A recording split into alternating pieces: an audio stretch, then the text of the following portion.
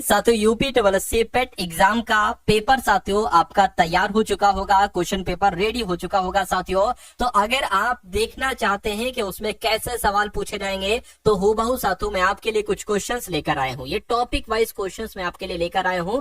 जितने भी टॉपिक्स आपको यहाँ पर कराऊंगा उन सभी टॉपिक्स में से साथियों एक एक सवाल आपसे जरूर पूछा जाएगा और ये टॉपिक वाइज क्लास होगी। बहुत शानदार तरीके से इन क्वेश्चंस को मैंने तैयार करवाया है। तो आप अगर इस क्लास को देख लेते हैं तो कुछ नहीं साथियों 6 से 7 टॉपिक कराऊंगा और 6 से 7 क्वेश्चंस वहां से साथियों डिक्टो आपको देखने को मिलेंगे। तो परीक्षा से पहले अगर आपकी नजर इस वीडियो पर पड़ी है तो आपकी किस्मत अच्छी है। इस वीडियो को पूरा घोलकर पी जाइएगा और पेपर को साथियों क्रैक कर डालिएगा। पहला सवाल है कह रहे संविधान का अनुच्छेद 370 ये किससे संबंधित है। वैसे ये सवाल आना नहीं चाहिए लेकिन अगर आ जाता है तो जम्मू कश्मीर आपको बता देना है। अगला देखिए कह रहे जो अनुच्छेद 19 है ना ये किस अधिकार से संबंधित है। तो अनुच्छेद 19 में साथियों जीवन का अधिकार है या भाषण और अभिव्यक्ति की स्वतंत्रता का अधिकार है। मैं कहूंगा भाषण और अभिव्यक्ति की स्वतंत्रता का अधिकार है अनुच्छेद 19 में। अगला देखिए अनुच्छेद 14 की जब हम बात करते हैं साथियों तो इसमें समानता, क्या समानता कह लो या समता कह लो, बात एक ही है। राइट टू इक्वलिटी के बारे में बताया गया है साथियों अनुच्छेद 14 में। उसके बाद देखिए अगला सवाल है आपकी स्क्रीन पर कह रही है अनुच्छेद 21 किस अधिकार की बात करता है। तो अनुच्छेद 21 की अगर बात करते हैं साथियों ये शिक्षा के अधिकार की बात करता है। इंपॉर्टेंट क्वेश्चन है, आंसर आपका ऑप्शन नंबर डी होगा। अगला देखिए कह रही अनुच्छेद 32 किस अधिकार की गारंटी देता है। तो अनुच्छेद 32 की अगर बात करते हैं साथियों संवैधानिक उपचारों के अधिकार के बारे में ये बताता है। उसके बाद देखिए अनुच्छेद 51 किससे संबंधित है। तो अनुच्छेद 51 की अगर बात करते हैं साथियों ये मौलिक अधिकारों से संबंधित है। राइट आंसर आपका ऑप्शन नंबर सी होगा। उसके बाद देखिए बहुत तेजी के साथ क्वेश्चंस को करना है साथियों। कह रही है अनुच्छेद 24 क्या निषिद्ध करता है। तो मतदान या बाल श्रम या एक तरीके से धार्मिक भेदभाव या भाषण की स्वतंत्रता। तो इस सवाल का जवाब आपका ऑप्शन नंबर बी हो जाएगा, बाल श्रम। उसके बाद देखिए अगला सवाल है कह संविधान का अनुच्छेद 356 किससे संबंधित है। तो ये राष्ट्रपति शासन लगाने से संबंधित है। आंसर आपका ए है। अगला देखिए अनुच्छेद 243 किससे संबंधित है मुझे बताइए। तो ये पंचायत व्यवस्था से संबंधित है साथियों अनुच्छेद 243। उसके बाद देखिए अनुच्छेद 17 किसको समाप्त करता है। तो ये बाल श्रम को समाप्त करता है। छुआछूत को, बिल्कुल साथियों छुआछूत को समाप्त करता है ना। स्पृश्यता के अंत के बारे में बताता है। कौन सा अनुच्छेद, अनुच्छेद 17। अगला देखिए कह रही अनुच्छेद 21 की अगर बात करते हैं तो ये किससे संबंधित है। ये जीवन के अधिकार से संबंधित है। ये बात आपको याद रखना है। आंसर अगर आपका ऑप्शन नंबर सी के साथ है तो बिल्कुल सही है। अगला सवाल आपकी स्क्रीन पर आपसे कहा जा रहा है कि अनुच्छेद 29 किससे संबंधित है मुझे बताइए। तो अनुच्छेद 29 की अगर बात करते हैं ये साथियों सांस्कृतिक अधिकार से संबंधित है, कल्चरल राइट से संबंधित है। उसके बाद देखिए अनुच्छेद 19 का एक किस अधिकार की गारंटी के बारे में बताता है मुझे बताइए। तो ये साथियों अगर बात करते हैं यहाँ पर अगर बात करें ये अभिव्यक्ति की स्वतंत्रता से संबंधित है ना। ये किससे संबंधित है, अभिव्यक्ति की स्वतंत्रता से संबंधित है। आंसर आपका डी होगा। अगला देखिए संविधान का अनुच्छेद 368 किससे संबंधित है बताइए। तो ये तो बहुत फेमस सवाल है, कई बार आ चुका है साथियों। राष्ट्रपति शासन से, राष्ट्रपति शासन नहीं बल्कि संविधान में संशोधन से।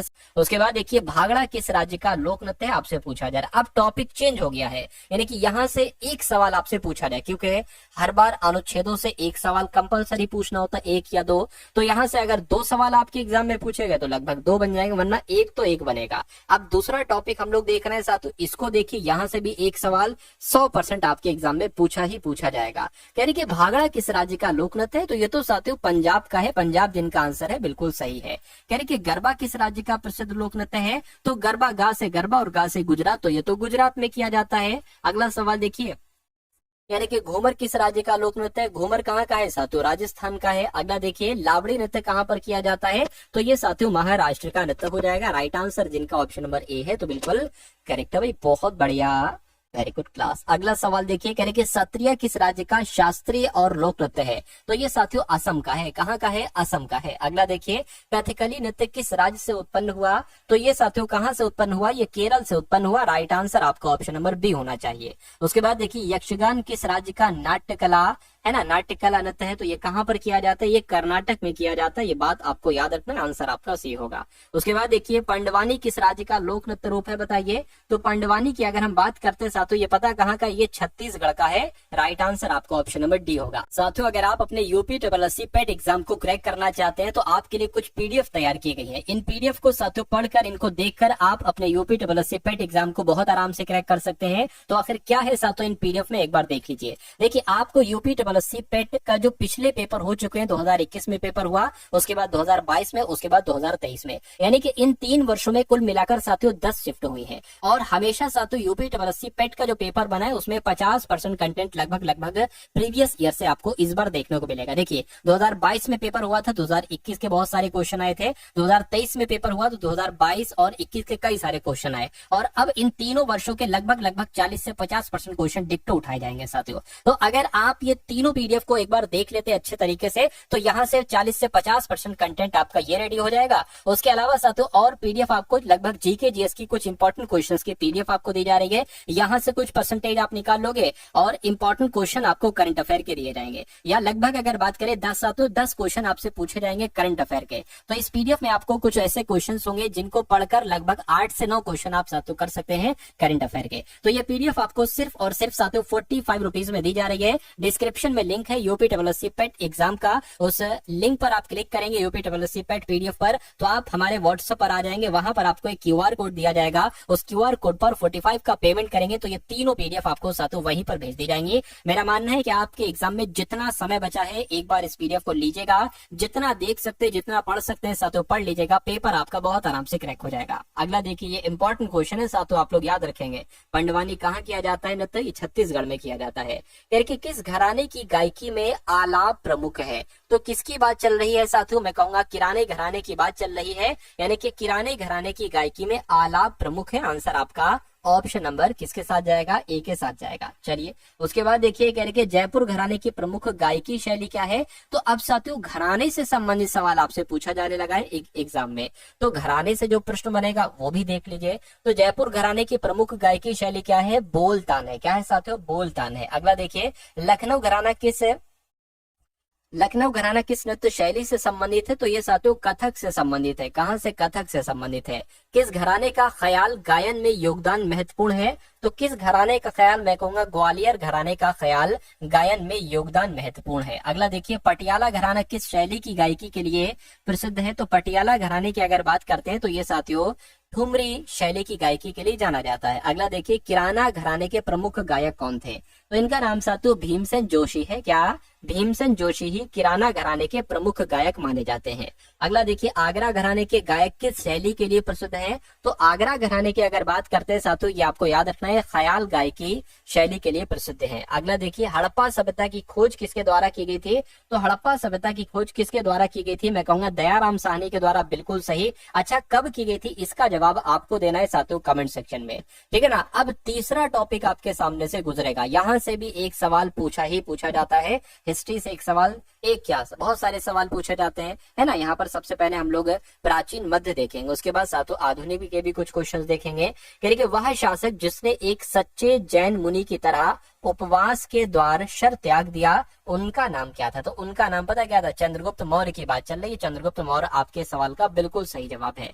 वैसे तो साथों हिस्ट्री से 5 क्वेश्चन आपके पूछे जाएंगे, है ना, और मॉडर्न हिस्ट्री से ज्यादा क्वेश्चन पूछे जाएंगे। तो वो लगभग यहाँ से कई सारे क्वेश्चंस आपको देखने को मिलेंगे। कि तराइन का प्रथम युद्ध जो 1191 में हुआ था, ये किसके बीच लड़ा गया था। तो ये पता किसके बीच लड़ा गया था, मोहम्मद गौरी और भीम के बीच लड़ा गया था। नहीं साथियों, मोहम्मद गौरी और पृथ्वीराज तृतीय के बीच लड़ा गया था, लेकिन यहाँ पर है नहीं, है ना। तो अगर यहाँ पर ऑप्शन नंबर बी में हम गौरी लिख दें तो मोहम्मद गौरी और पृथ्वीराज तृतीय यहाँ पर है, तो ऑप्शन नंबर बी आपका आंसर हो जाएगा। अगला देखिए, बंगाल को मुगल साम्राज्य से पृथक कर स्वतंत्र किया था, किसने किया था साथियों बताइए। तो मुर्शिद कुली खान ने ही बंगाल को मुगल साम्राज्य से पृथक करके स्वतंत्र किया था। यह काम मुर्शिद कुली खान ने किया था। कह रहे कि विधवा पुनर्विवाह कानून कब बना था, तो ये साथों 1856 में बना था। आंसर आपको ऑप्शन नंबर बी होगा। 1856 में ही विधवा पुनर्विवाह कानून बना था। अंग्रेजों ने फूट डालो और शासन करो की नीति अपनाई थी। बिल्कुल अपनाई थी अंग्रेजों ने, लेकिन पूछा जा रहा है कब अपनाई थी, तो ये 1858 के बाद अपनाई गई थी अंग्रेजों के द्वारा। फूट डालो और शासन करो, ये भी साथियों इंपॉर्टेंट क्वेश्चन है, आपके एग्जाम में आएगा। अगला देखिए, कह रहे कि इंग्लैंड में गृह युद्ध कितने वर्षों तक चला था, तो साथियों ये 7 इयर्स तक चला था। 7 सालों तक इंग्लैंड में गृह युद्ध चला था। आंसर जिनका ऑप्शन नंबर बी के साथ है तो बिल्कुल करेक्ट हो जाएगा। उसके बाद देखिए, कह रहे कि आर्य भारत में साथियों कब आए थे बताइए, तो ये पता आर्य भारत में कहां से आए थे, पश्चिम एशिया से, पूर्व एशिया से नहीं साथियों, ये केंद्रीय एशिया से आए थे, सेंट्रल एशिया से आए थे आर्य भारत में निवास करने। किस अवधि में साथियों रामायण एवं महाभारत की रचना हुई थी, तो रामायण की रचना और महाभारत की रचना किस अवधि में हुई थी, मैं कहूंगा आर्य अवधि में हुई थी। राइट आंसर आपका जो जाना चाहिए वो ऑप्शन नंबर डी के साथ जाना चाहिए। उसके बाद देखिए, गुप्त समाज की स्थापना साथियों किसने की थी, तो देखिए यहाँ पर ये ऑप्शन के आधार पर साथियों डिपेंड करता है गुप्त समाज की स्थापना किसने की थी। अगर श्री गुप्त ऑप्शन में होता तो श्री गुप्त आप लगा देते, लेकिन नहीं है तो साथियों चंद्रगुप्त आपको लगाना पड़ेगा, क्योंकि चंद्रगुप्त को गुप्त समाज का वास्तविक संस्थापक माना जाता है। उसके बाद देखिए, अगला सवाल आपके स्क्रीन पर है, कह रहे कि पानीपत की दूसरी लड़ाई किसके बीच लड़ी गई थी, तो पानीपत की दूसरी लड़ाई साथियों अकबर और हेमू के बीच लड़ी गई थी। इसमें कौन विजयी रहा था, इसमें अकबर विजयी रहे थे। अच्छा, ये कब लड़ाई हुई थी ये आपको बताना है साथियों कमेंट सेक्शन में, है ना। अगला सवाल देखिए, करके मोहम्मद गौरी कहाँ के शासक थे, तो मोहम्मद गौरी अफगानिस्तान के शासक थे। आंसर आपका ए होगा। उसके बाद देखिए, मस्तानी किस शासक की प्रेयसी थी, तो मस्तानी की अगर बात करते साथियों ये बाजीराव पेशवा की प्रेयसी थी। आंसर आपका ऑप्शन नंबर ए हो जाएगा। यहाँ पर देखिए लवर, अब आपको समझ में आ जाएगा। उसके बाद देखिए, कह रहे कि बिहार प्रदेश को किस मुस्लिम शासक ने सबसे पहले जीता था, तो किसकी बात चल रही है, बख्तियार खिलजी की बात चल रही है। बख्तियार खिलजी आपके सवाल का बिल्कुल सही जवाब हो जाएगा। उसके बाद देखिए, गुप्तकाल में सबसे पहले किस शहर में अंग्रेजों ने अपने कारखाने स्थापित किए थे, तो मैं कहूंगा ये काम इन्होंने सूरत में किए थे। यानी कि एक तरीके से ये साथियों गुप्तकाल लिखा है, गुप्तकाल में सबसे पहले किस शहर में, तो सूरत में अंग्रेजों ने अपने कारखाने स्थापित किए थे। कह रहे कि किस खेल में रणजी ट्रॉफी संबंधित है, यानी कि रणजी ट्रॉफी किस खेल में दी जाती है, तो मैं कहूंगा साथियों ये तो क्रिकेट के खेल में दी जाती है। अगला सवाल है, कह रहे कि टेबल टेनिस में कितने खिलाड़ी होते हैं, तो साथियों 2 खिलाड़ी होते हैं टेबल टेनिस में। नेक्स्ट नंबर का सवाल है, कह रहे कि लॉर्ड्स स्टेडियम किस खेल से संबंधित है, तो ये साथियों क्रिकेट के खेल से संबंधित है। राइट आंसर आपको ऑप्शन नंबर सी होगा। निम्न में से कौन हॉकी के प्रसिद्ध खिलाड़ी है, तो साथियों इन चारों में से हॉकी के प्रसिद्ध खिलाड़ी कौन है, मैं कहूंगा मेजर ध्यानचंद है। इनको हॉकी का जादूगर कहा जाता था। आंसर आपका ऑप्शन नंबर ए होगा। अगला सवाल था तो आपके स्क्रीन पर है, क्या आपसे पूछा जा रहा है देखिए और साथियों बताइए आंसर क्या होगा। कह रहे बैडमिंटन का आविष्कार किस देश में हुआ, तो बैडमिंटन का आविष्कार साथियों इंग्लैंड में हुआ। आंसर आपका ए होगा। यानी कि सुब्रतो कप की अगर बात करें तो इस खेल से संबंधित है, ये फुटबॉल खेल से संबंधित है सुब्रतो कप। अगला सवाल कह रहे कि गोल्फ में कितने खिलाड़ी होते हैं, तो मैं कह सकता हूँ गोल्फ में साथियों 1 खिलाड़ी होता है। आंसर आपका ए होगा। अगला देखिए, विंबलडन किस खेल से संबंधित है, तो विंबलडन की अगर बात करते हैं साथियों टेनिस के खेल से संबंधित है। अगला सवाल है, कह रहे फुटबॉल के पिता किसे कहा जाता है, ये बहुत इंपॉर्टेंट क्वेश्चन आपकी स्क्रीन पर है साथियों, बताइए इसका राइट आंसर। वाल्टर कैंप को, पेले को, डिएगो माराडोना के, जोसेफ ब्लाटर को। देखिए नाम आपको वाल्टर कैंप का याद रखना है क्योंकि इन्हीं को ही फुटबॉल का पिता कहा जाता है। कह रहे कि क्रिकेट का आविष्कार किस देश में हुआ, तो ये तो साथियों इंग्लैंड में हुआ है ना। इंग्लैंड आपके सवाल का बिल्कुल सही जवाब है। अगला देखिए, सुल्तान अजलान शाह कप किस खेल से संबंधित है, तो ये साथियों अपने हॉकी खेल से संबंधित है। आंसर आपका भी होगा। उसके बाद देखिए, बास्केटबॉल में कितने खिलाड़ी होते हैं, तो बास्केटबॉल में साथियों 5 खिलाड़ी होते हैं। कितने, 5 खिलाड़ी होते हैं बास्केटबॉल में। फीफा विश्व कप किस खेल से संबंधित है, तो फीफा विश्व कप की अगर बात करते हैं साथियों फुटबॉल के खेल से संबंधित है। आंसर आपका भी होगा। कबड्डी का आविष्कार किस देश में हुआ था, तो कबड्डी का आविष्कार साथियों अपने देश भारत में हुआ था, ये भी आप लोग याद रखेंगे। शतरंज के पिता किसे कहा जाता है, तो शतरंज का पिता की अगर बात करते हैं साथियों विलियम स्टीलिट्ज को कहा जाता है शतरंज का पितामह। अगला सवाल है, कह रहे कि इंडिया विंस फ्रीडम के लेखक कौन है, तो इंडिया विंस फ्रीडम के लेखक साथियों मौलाना अबुल कलाम आजाद है। मौलाना अबुल कलाम आजाद आपके सवाल का बिल्कुल सही जवाब है। साथियों लाइक कर दीजिएगा, अगर आपने अभी तक इस वीडियो को लाइक नहीं किया तो लाइक कर दीजिएगा। डिस्कवरी ऑफ इंडिया एक तरीके से बात करें तो इस पुस्तक के लेखक कौन है साथियों? डिस्कवरी ऑफ इंडिया पुस्तक है। तो आपका जवाब, अगर पंडित जवाहरलाल नेहरू है तो आपका जवाब बिल्कुल सही हो जाएगा। डिस्कवरी ऑफ इंडिया पुस्तक के लेखक पंडित जवाहरलाल नेहरू है। यानी कि अनरिलेशन ऑफ कास्ट किसने लिखी, मुझे बताइए। तो किसके द्वारा साथियों लिखी गई, आपसे पूछा जा रहा है, फटाफट आप लोग बताइए। तो अगर आपका जवाब डॉक्टर भीमराव अम्बेडकर है तो आपका जवाब बिल्कुल सही हो जाएगा। और हिंद स्वराज पुस्तक किसने लिखी, हिंद स्वराज पुस्तक किसने लिखी, आपसे कुल मिला के पूछा जा रहा है साथियों, मुझे बताइए। तो महात्मा गांधी जी ने लिखी। अगर आपका जवाब है तो बिल्कुल सही आपका जवाब है। यानी कि अनरिलेशन ऑफ कास्ट किसने लिखी, तो मैं आपको बता चुका हूँ, डॉक्टर भीमराव अम्बेडकर ने लिखी। अगला देखिए, यानी कि ग्लिम्पसेस ऑफ वर्ल्ड हिस्ट्री, इस पुस्तक के लेखक कौन है? तो इस पुस्तक के लेखक की अगर बात करते हैं तो पंडित जवाहरलाल नेहरू साथियों इस पुस्तक के लेखक हैं। अगला देखिए, मेरी कहानी, ये किसकी आत्मकथा है? तो मेरी कहानी की अगर बात करते हैं साथियों सरोजिनी नायडू की आत्मकथा है। उसके बाद देखिए, सत्य के प्रयोग, सत्य के साथ मेरे प्रयोग, इसके लेखक कौन है? तो इसके लेखक महात्मा गांधी है। आंसर जिनका एक है तो बिल्कुल सही है। यानी गीतांजलि किसने लिखी? तो गीतांजलि तो रविन्द्रनाथ टैगोर ने लिखी। आंसर आपका जाएगा ऑप्शन नंबर 3 के साथ। अगला सवाल है, यानी अनुभव जो पुस्तक है ना, ये किसने लिखी? तो अनुभव पुस्तक की अगर बात करते हैं साथियों, ये महादेवी वर्मा के द्वारा लिखी है। आंसर आपका ए होगा। यानी कि हमारा आजादी का संघर्ष पुस्तक किसने लिखी? तो हमारा आजादी का संघर्ष पुस्तक की अगर बात करते हैं तो ये साथियों सुभाष चंद्र बोस के द्वारा लिखी गई है। राइट आंसर आपका ए होगा। बाबर नामा किसने लिखी, मुझे बताइए। तो बाबर नामा की अगर बात करते हैं साथियों, ये बाबर के द्वारा ही लिखी गई। अगला देखिए, करके तारीख फिरोजशाही पुस्तक किसने लिखी? तो तारीख फिरोजशाही पुस्तक की अगर बात करें तो जियाउद्दीन बर्नी साहब ने लिखी। आंसर अगर आपका है ऑप्शन नंबर बी के साथ तो बिल्कुल सही है। करके राज तरंगिणी के लेखक कौन है? तो राज तरंगिणी के लेखक साथियों कन्हड़ है। कौन है? कन्हड़ जो है ना, यही राज तरंगिणी के लेखक है। के पंचतंत्र किसने लिखी? विष्णु शर्मा ने लिखी पंचतंत्र। मैं कहूंगा बिल्कुल सही जवाब साथियों, विष्णु शर्मा ने ही पंचतंत्र नामक पुस्तक लिखी थी। अच्छा, अर्थशास्त्र के लेखक कौन है? सैकड़ों बार सवाल पूछा जा चुका है। तो चाणक्य है अर्थशास्त्र के लेखक। करके संथाल जनजाति मुख्यतः किस राज्य में पाई जाती है? तो पता किस राज्य में ये पाई जाती है जनजाति? संथाल जनजाति झारखंड राज्य में पाई जाती है। सही जवाब आपको ऑप्शन नंबर ए होगा। अगला देखिए, यानी कि भील जनजाति मुख्य रूप से किस राज्य में निवास करती है? तो ये साथियों राजस्थान में निवास करती है। आंसर आपका ऑप्शन नंबर बी होगा। उसके बाद देखिए, टोडा जनजाति कहाँ पर पाई जाती है, बताइए साथियों। तो टोडा जनजाति की अगर बात करते हैं साथियों तमिलनाडु में पाई जाती है टोडा जनजाति। उसके बाद देखिए, गोंड जनजाति कहाँ पर पाई जाती है? यहाँ से भी एक सवाल पूछा जाएगा साथियों आपसे। तो मध्य प्रदेश में पाई जाती है गोंड जनजाति। उसके बाद देखिए, भील जनजाति के पारंपरिक नृत्य का नाम क्या है, मुझे बताइए। तो भील जनजाति के पारंपरिक नृत्य का नाम क्या है? गेर है। क्या साथियों सवाल का जवाब हो जाएगा? गेर आपका जवाब हो जाएगा। जारवा जनजाति किस राज्य में पाई जाती है? तो जारवा जनजाति की अगर बात करते हैं साथियों, ये किस संघ क्षेत्र केंद्र शासित प्रदेश में पाई जाती है? मैं कहूंगा अंडमान निकोबार द्वीप समूह में भी पाई जाती है। कौन सी जनजाति साथियों? जारवा नामक जनजाति। उसके बाद देखिए, मिजो जनजाति किस राज्य से संबंधित है? तो मिजो जनजाति साथियों मिजोरम में पाई जाती है। देखिए नाम भी मिल रहा है, मिजो और मिजोरम, है ना।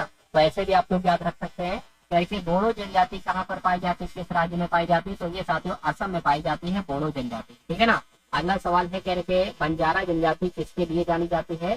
तो बंजारा जनजाति की अगर बात करते हैं साथियों व्यापार के लिए जनजाति जानी जाती है, व्यापार के लिए बंजारा जनजाति। कह रहे नागा जनजाति किस राज्य से संबंधित है? तो ये देखिए नाम से पता चल रहा है नागा जनजाति नागालैंड की हो जाएगी। तो आंसर आपका ऑप्शन नंबर बी हो जाएगा।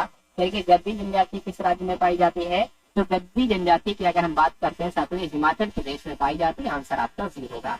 करके भील जनजाति का पारंपरिक त्योहार कौन सा है, मुझे बताइए। तो भगोरिया की अगर बात करते हैं तो साथियों ये भील जनजाति का त्योहार है, इसका नाम है भगोरिया त्योहार। अगला सवाल, करके सिद्धि जनजाति किस राज्य में पाई जाती है? तो मैं कह सकता हूँ साथियों गुजरात में पाई जाती है। क्या सिद्धि जनजाति कहाँ पर